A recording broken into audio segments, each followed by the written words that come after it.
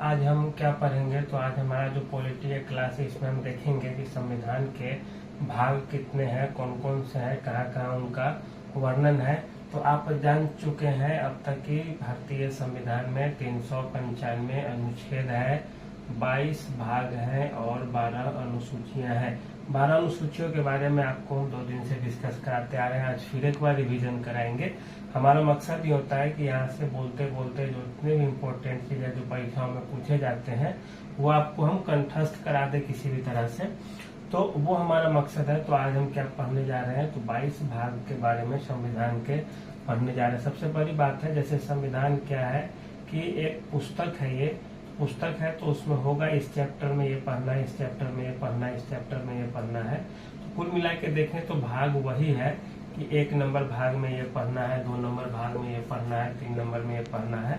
तो यही है कुल मिला के। तो एक एक करके अनुसूचियों के बारे में जैसे हम पढ़े थे उसी तरह अभी हम भाग के बारे में भी पढ़ने जा रहे हैं। तो एक एक करके देखिए सारी चीजें। तो सबसे पहले देखिए आप संविधान का जो भाग 1 है, 22 भाग है, उसमें से जो पहला भाग है वह क्या कहता है। तो पहला भाग जो है वह क्या हमें बताता है, संघ और राज्य के बारे में बताता है।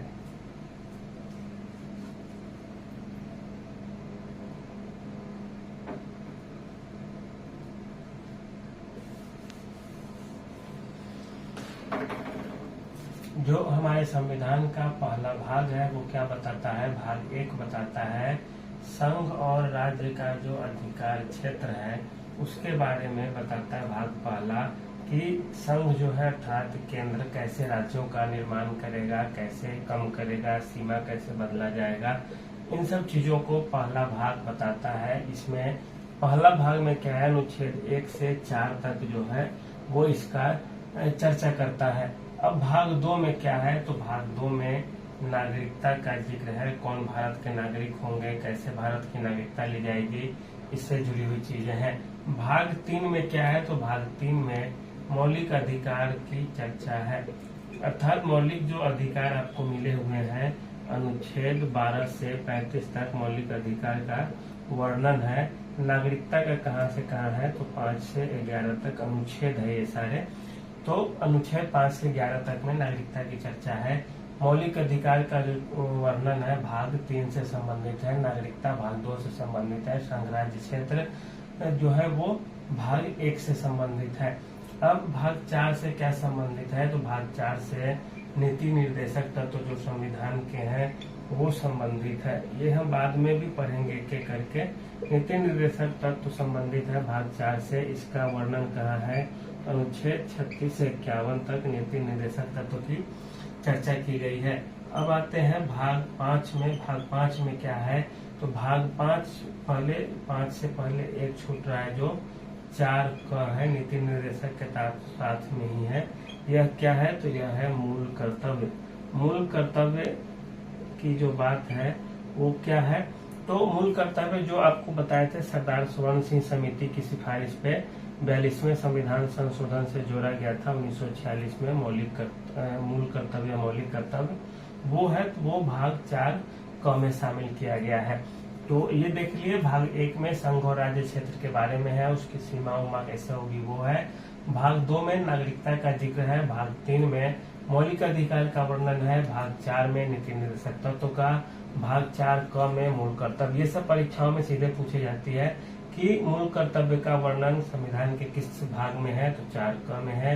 नीति निर्देशक तत्व संविधान के किस भाग में है, तो भाग 4 में है। मौलिक अधिकार किस में है, तो भाग 3 में है। नागरिकता किस में है, तो भाग 2 में। संघ और राज्य क्षेत्र का वर्णन किस भाग में है, तो हो गया ये भाग पहला। तो अब तक 4 क तक आप देख लिए। अब देखिए भाग 5 से कैसे कैसे होता है। तो भाग 5 से जब आप देखेंगे तो आप पाएंगे कि फिर से वही चीजें आने लगी। भाग 5 में क्या है, तो भाग 5 में संघ और उसका जो क्षेत्र है उसके अधिकार है वो सब पढ़ने को आपको मिलेगा।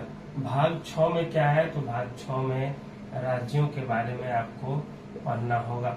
फिर उसके बाद आते हैं भाग 7 में। तो भाग 7 में क्या था, वो श्रेणी ख के राज्यों का चर्चा था, जो बाद में जब देश आजाद हुआ धीरे धीरे राज्यों का जो डिवीजन था, स्तर था, अर्थात कि इस श्रेणी में ए में ये राज्य आएंगे, बी में ये राज्य आएंगे, तो ये सब चीजों को खत्म कर दिया गया। तो ये एक तरह से निरस्त हो गया। भाग 7 क्या हुआ है, तो निरस्त हो गया है। भाग 8 में क्या है, तो भाग 8 में संघ राज्य क्षेत्रों के बारे में है। संघ राज्य क्षेत्रों के बारे में, अर्थात जो हमारे पास अभी 8 संघ राज्य क्षेत्र है, उसका प्रशासन किस तरह से चलेगा, इसका वर्णन भाग 8 में किया गया है। अब बात करते हैं भाग 8 के बाद बात करते हैं हम भाग 9 में क्या है। तो भाग 9 में देखिए आप, भाग 9 में क्या गया है, पंचायतों की चर्चा की गई है भाग 9 में। भाग 9 में फिर एक क आ जाता है इसी का, जैसे एक पंचायत हो गई। दूसरा में क्या है, नगर पालिका या नगर निगम, जैसे या नगर पंचायत भी आप इसको कर सकते हैं। जैसे गांवों में पंचायत होता है, उसी तरह शहरों में नगर पंचायत जो होता है, उसकी चर्चा भी यहाँ पे की गई है। किसमें, तो भाग 9 क में। भाग 9 ख में एक और चीज है क्या, तो सहकारी समितियों का जो चर्चा है, सहकारी समितियों के बारे में भी कहा गया है। ये कहाँ पे, भाग 9 ख में कहा गया है। इसके बाद अब देखें भाग 10 में क्या है। तो भाग 10 में है इस चीज का कि इसमें जनजातीय क्षेत्रों के विकास वगैरह के लिए जो बात होती है, उसके लिए अनुसूचित जनजाति क्षेत्रों, जनजातीय जो क्षेत्र है भारत के, उसका वर्णन किसमें किया गया है, तो भाग 10 में जो अनुसूचित क्षेत्र आते हैं उनका चर्चा किया गया है भाग 10 में। उसके बाद भाग 11 में क्या है, तो संघ और राज्यों के बीच में जो शक्ति का विभाजन है, यह काम कैसे होगा, संघ राज्य क्षेत्र के बीच जो संबंध कैसे होंगे राज्यों और केंद्र का, उसके बारे में चर्चा की गई है। किसमें की गई है, तो भाग 11 में इसकी चर्चा की गई है। अब आते हैं हम कहाँ पे, तो भाग 12 में आ जाते हैं अब सीधे। उसके बाद भाग 12 में क्या किया गया है, जब संघ राज्य के शक्ति अधिकार कार्य की जब चर्चा हो जाती है, तो फिर इसमें आ जाता है कि जो वित्त होगा या किसी तरह का अनुबंध होगा, तो इन सब चीजों के लिए जो विवाद होंगे छोटे मोटे, उसका कहाँ से वर्णन किया जाएगा, तो वो आ जाता है भाग 12 में। उसके लिए हम चर्चा करते हैं। इसके बाद आता है एक 13 में क्या किया गया है, तो 13 में जो चर्चा की गई है, जैसे राज्यों के बीच या राज्यों के अंदर जो व्यापार होंगे, वाणिज्य होगा, वह किस तरह से होगा, नियम कानून क्या होगा, उसकी चर्चा भाग 13 में की गई है।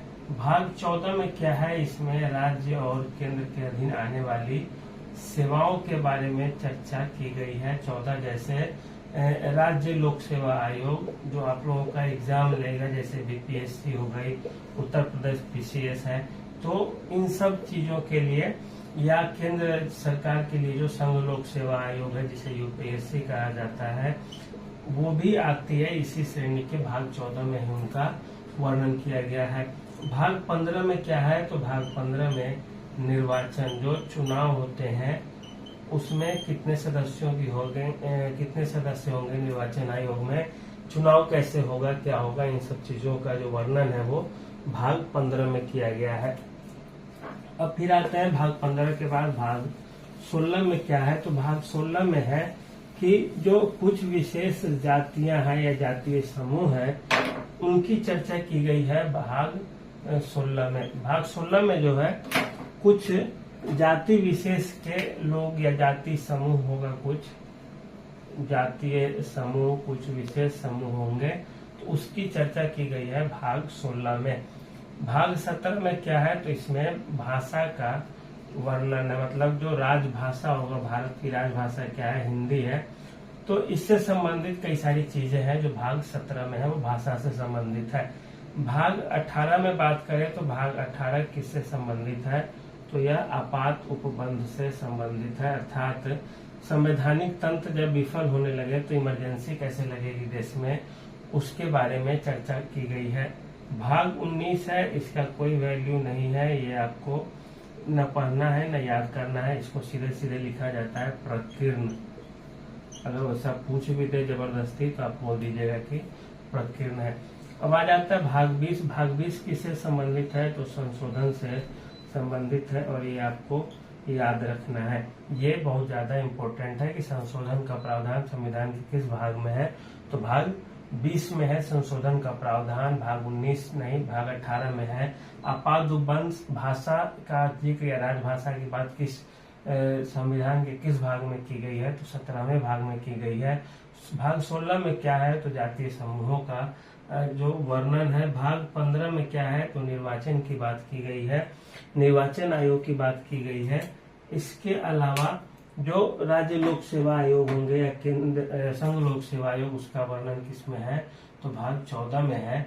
राज्य व्यापार वाणिज्य कैसे करेंगे, इसका वर्णन किसमें है? तो भाग 13 में है।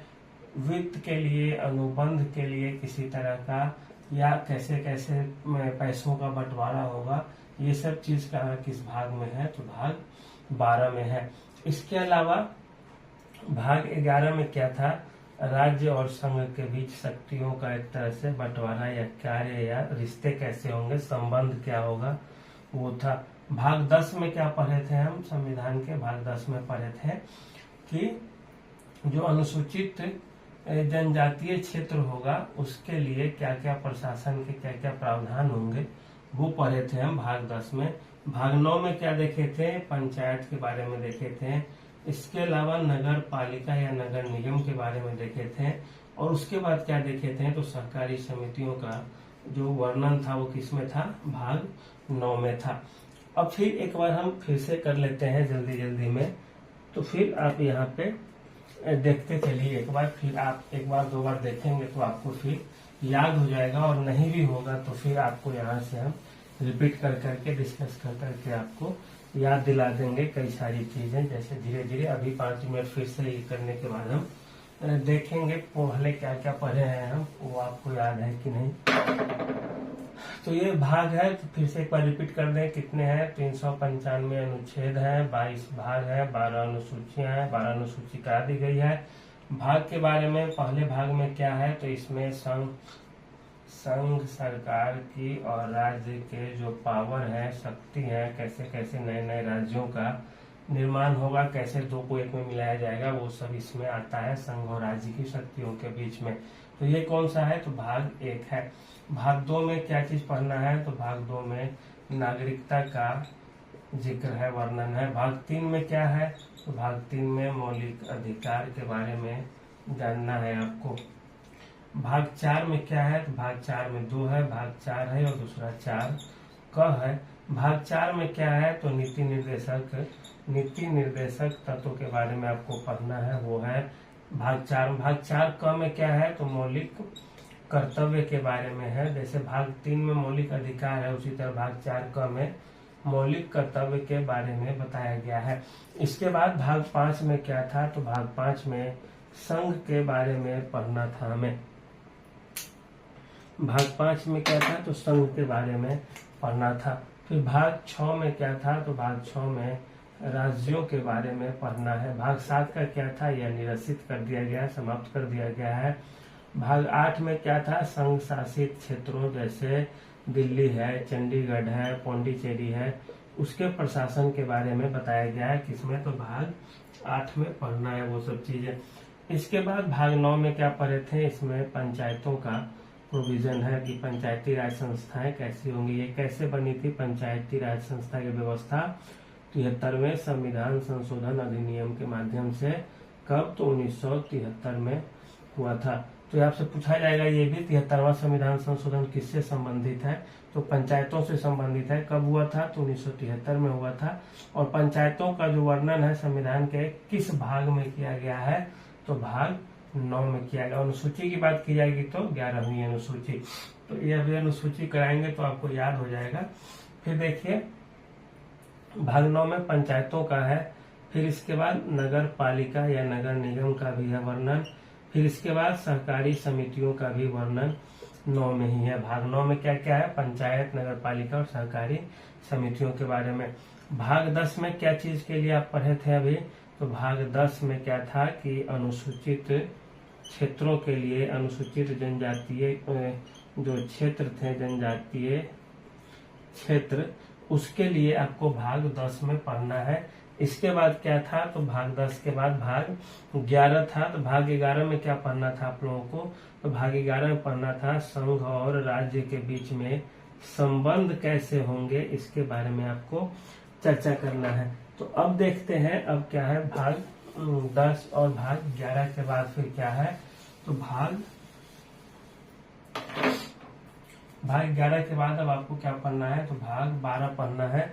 भाग 12 में क्या है, तो भाग 12 में हमको भाग 12 में क्या था, तो भाग 12 में पढ़ना है आपको कि जो वित्त होंगे, अनुबंध होंगे, एग्रीमेंट, ये सब के लिए कहाँ से प्रोविजन होगा, पैसे का कैसे बंटवारा होगा, कैसी कैसी सेवाएं होंगी, एक तरह से देखो जो उसका जो विभाजन होगा वो कैसे होगा, राज्य का हिस्सा कितना होगा, केंद्र का हिस्सा कितना होगा, तो ये सब चीजें कहाँ पे है, तो 12 में। फिर 13 में क्या है, तो 13 में क्या है कि राज्यों के जो अंदर है जो व्यापार और वाणिज्य है उसके बारे में जिक्र किया गया है भाग 13 में।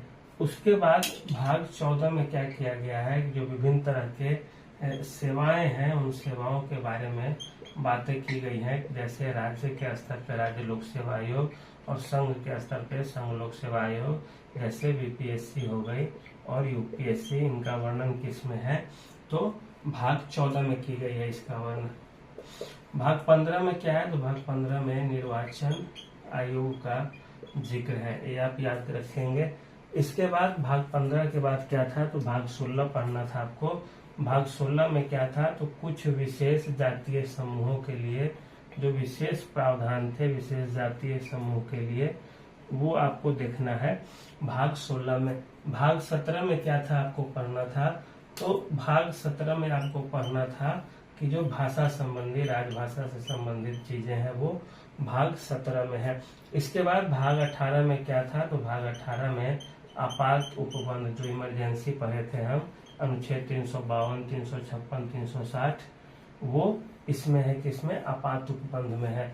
इसके बाद जो भाग 19 है, 19 भाग के लिए क्या कहा जाता है, इसको सस्पेंड कर दिया गया है एक तरह से, मतलब ये आपको जानना भी नहीं है और इसको कुछ वैसा समझना भी नहीं है। 19 के 20 में एक इम्पोर्टेंट है क्या, तो इसमें संशोधन का जो जिक्र है, संवैधानिक संशोधन का जो प्रावधान है अनुच्छेद 368 के माध्यम से, वो भाग 20 में संविधान के संशोधन की प्रक्रिया है उसका जिक्र किया गया है। फिर एक भाग 21 बचता है और भाग 22 बचता है, ये सब आपको जानना नहीं है क्योंकि ये सब वो क्या है, भाग 22 में जैसे अनुवाद कैसे होगा भारतीय संविधान का, इसके जो शॉर्ट टर्म है वो सब क्या क्या होंगे, 21 भी कुछ इसी तरह का है कमोबेश, तो वो सब चीजें आपको याद नहीं करनी है। तो आपको याद कितना रखना है, तो कुल मिला के इतना ही याद रखना है। और अभी तो 5 मिनट के लिए ही आपको फिर से एक बार रिवाइज करा देते हैं।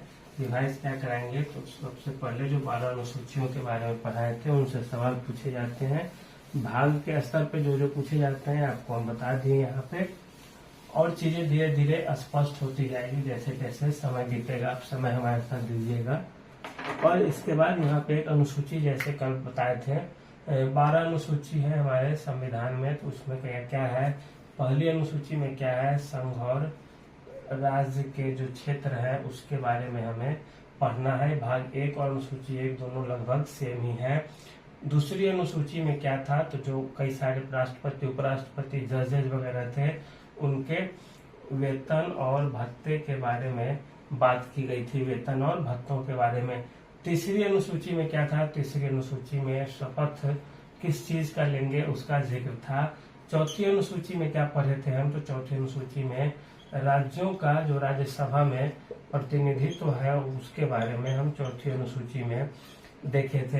पांचवी अनुसूची में क्या था, तो जनजातीय क्षेत्र अनुसूची, जातीय एवं जनजातीय क्षेत्र जो है उसके प्रशासन के बारे में देखे थे। इसमें भाग अनुसूची 5 में भाग 5 तो संघ से रिलेटेड है, यह भी अनुसूचियों की केवल बात चल रही है भाग 5 में। फिर भाग 6 में क्या देखे थे, असम, इसमें 4 राज्य थे, असम, मिजोरम, त्रिपुरा और मेघालय। तो ये जो 4 राज्य थे इसके कुछ उपबंध थे। कौन कौन राज्य? असम, मिजोरम, मणिपुर और मेघालय। इसमें जो 3 राज्य हैं, 2 राज्य हैं वो म से है, याद रखेंगे, मिजोरम और मेघालय, और एक है त्रिपुरा और एक है असम।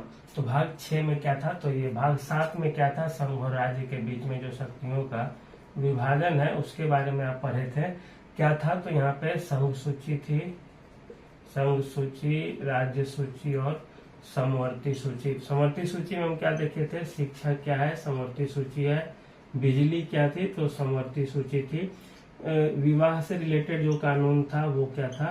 समवर्ती सूची का भाग। तलाक का जो व्यवस्था था क्या था? समवर्ती सूची। राज्य के अंतर्गत क्या क्या थे? तो पुलिस, राज्य का स्वास्थ्य, राज्य का कृषि, इसका राज्य का, तो ये सब चीजें आप देखे थे। इसके अलावा संघ सूची में आप देखे थे परमाणु ऊर्जा, इसके अलावा जो विदेश मामले हैं, रेल, डाक, ये सब क्या था? संघ सूची का। इसके बाद फिर हम क्या देखे थे? 8वीं अनुसूची देखे थे। 8वीं अनुसूची जो किस थी, उस किससे संबंधित थी? तो 22 जो भाषा संविधान में है उससे जुड़ी हुई थी। कौन? 8वीं अनुसूची। इसके बाद 9वीं अनुसूची क्या मतलब था? कि इसमें डालने पर सुप्रीम कोर्ट के रिव्यू करने की क्षमता से बच जाती है, लेकिन 2007 के केस के बाद से यह फैसला गलत हो गया। अब इसके बाद 9 तक देखेंगे। फिर 10 में क्या था? तो 10 में था दल बदल विरोधी। 10वीं अनुसूची किससे संबंधित है? दल बदल विरोधी कानून है एक तरह से। उसके बाद क्या है? 11वीं अनुसूची किससे संबंधित है? तो पंचायत से संबंधित थी। अब देखिए 11वीं अनुसूची और 12वीं अनुसूची किससे? तो नगर पालिका या नगर निगम या नगर पंचायत से। तो 11वीं अनुसूची संबंधित है किसे? पंचायत के प्रावधानों से। पंचायती राज का जो प्रावधान कहाँ है? 11वीं अनुसूची में है, और भाग के स्तर पे की जाए तो 9वें भाग में है। इसी तरह 9वें भाग में नगर पालिका भी है, लेकिन उसके लिए अनुसूची के स्तर पे वो एक अलग है। 12वीं अनुसूची में उसका वर्णन किया गया है। तो ये दोनों रहा कुल मिला करके। 1-2 बार और रिवाइज करा देंगे, फिर आपको धीरे धीरे फिर बीच बीच में आपको बताते रहेंगे। तो टेस्ट के रूप में, क्विज फॉर्मेट में जब आपको यहाँ से बोलेंगे तो फिर आपका धीरे धीरे क्या होगा? रिवीजन होते जाएगा। और इसी बीच में जैसे कभी बीच में कभी क्लास चलेगा, हिस्ट्री का क्लास चला या ज्योग्राफी का चला, उस दौरान भी ये सब चीजें आपको याद कराते रहेंगे। तो इससे क्या होगा कि आपको फायदा होगा काफी ज्यादा। तो अब देखिए अब क्या है? तो ये दोनों करा दिए आपको, भाग करा दिए, अनुसूची करा दिए। इसके बाद संविधान हमारा किससे बना था? तो कैबिनेट मिशन आई थी 1946 में, कैबिनेट मिशन, तो उससे बना था हमारा संविधान सभा। और संविधान सभा क्या किया था? तैयार किया था संविधान। इसके जो प्रारूप समिति थी भारतीय संविधान सभा के, उसके अध्यक्ष कौन थे? तो BR अम्बेडकर, भीमराव अम्बेडकर थे।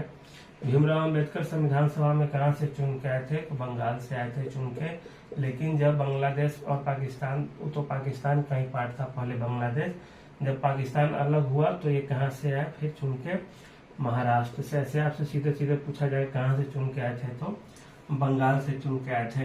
ये पढ़ लिए। उसके बाद क्या पढ़े थे? 22 जुलाई 1947 को संविधान सभा ने राष्ट्रीय ध्वज को अपनाया था। कब? 22 जुलाई 1947 को। 24 जनवरी 1950 को क्या हुआ था? तो राष्ट्रगान और जो राष्ट्रगीत है उस दोनों को अपनाया गया था। और इसी दिन राजेंद्र प्रसाद राष्ट्रपति भी बने थे, 24 जनवरी 1950 को। 22 जुलाई 1947 को संविधान राष्ट्रीय ध्वज को अपनाया गया था। इसके अलावा पढ़े थे संविधान सभा के जो अस्थायी अध्यक्ष थे वो राजेंद्र प्रसाद थे, पहले अस्थायी अध्यक्ष। और अस्थायी अध्यक्ष कौन थे? तो सच्चिदानंद सिन्हा थे। दोनों कहाँ से थे? तो दोनों बिहार से थे। इसके अलावा भारत कॉमनवेल्थ का जो सदस्य बना था, कॉमनवेल्थ आपको हम बताए थे उस दिन कि ब्रिटेन जिस देश को अपना उपनिवेश या गुलाम बना के रखा था, उन्हीं देशों का संगठन है। तो भारत बना था कॉमनवेल्थ का सदस्य। तो ये भी संविधान सभा ही बताई मतलब स्वीकार की थी या उसकी सदस्यता के लिए आवेदन दी थी। तो ये रहा कुल मिला करके ये और सब चीजें। अब इसके बाद 1-2 और क्लासें छोटी छोटी होंगी, उसके बाद फिर तेजी से क्लास होने लगेगी। फिर आप वहाँ पे अनुच्छेद से रूबरू होंगे। थोड़े थोड़े जो इम्पोर्टेंट होंगे केवल परीक्षा की नजर से वही देखेंगे। और बीच बीच में अभी नहीं, थोड़ा थोड़ा दिन बाद यहाँ पे इकोनॉमिक्स का लेक्चर भी पड़ा हुआ है, वो भी अब डाल दिया करेंगे। फिर उसके बाद ज्योग्राफी का एक सेगमेंट शुरू करेंगे हम आपके लिए, जहाँ कॉन्सेप्ट के साथ साथ थोड़ा थोड़ा बताते जाएंगे और उसके माध्यम से आपकी तैयारी करा देंगे। यहाँ पर हम TRE 4 के लिए सारी तैयारी कराने जा रहे हैं आप लोगों का। और लास्ट में क्या होगा, जब कुछ दिन बचेंगे तो फिर मैथ्स और रीजनिंग यहाँ पे हम किसी दूसरे से करा देंगे यहाँ पे, या खुद भी करा देंगे। तो अब तक हम क्या किए हैं, यहाँ पे इकोनॉमिक्स और पॉलिटी एक साथ ले चल रहे हैं। फिर कुछ दिन बाद ज्योग्राफी भी शुरू करेंगे और हिस्ट्री भी शुरू करेंगे। आप लोग प्ले लिस्ट में जाके थोड़ा थोड़ा देखते रहिएगा बीच बीच में। और कुछ दिन बाद क्या होगा, सबसे बड़ा इस क्लास का फायदा कि जैसे हम यहाँ पे कैबिनेट मिशन बताएंगे 1946, फिर साथ साथ आपको हम 1940 का अगस्त प्रस्ताव भी बता देंगे। इससे होगा क्या कि जो आपको एग्जाम में पूछे जाते हैं जो चीजें, वो आपके जुबान पे कंठस्थ हो जाएगी कि हाँ 1940 में अगस्त प्रस्ताव आया था, 1942 में क्रिप्स का प्रस्ताव आया था, क्या क्या था वो सब नहीं था, फिर 1946 में कैबिनेट मिशन आता है। तो इस तरह से आपको कई चीजें याद होती जाएंगी। हम एक बार यहाँ समाजवादी पे पढ़ेंगे कि प्रस्तावना में समाजवादी शब्द जोड़ा गया और समाजवादी का मतलब क्या होता है, इसका अर्थ क्या है, साम्यवाद क्या है, समाजवाद क्या है, ये सब चीजें बात सुनते सुनते आपको धीरे धीरे याद होंगे। तो आज इतना ही रहने देते हैं, कल पढ़ेंगे बाकी चीजें। धन्यवाद।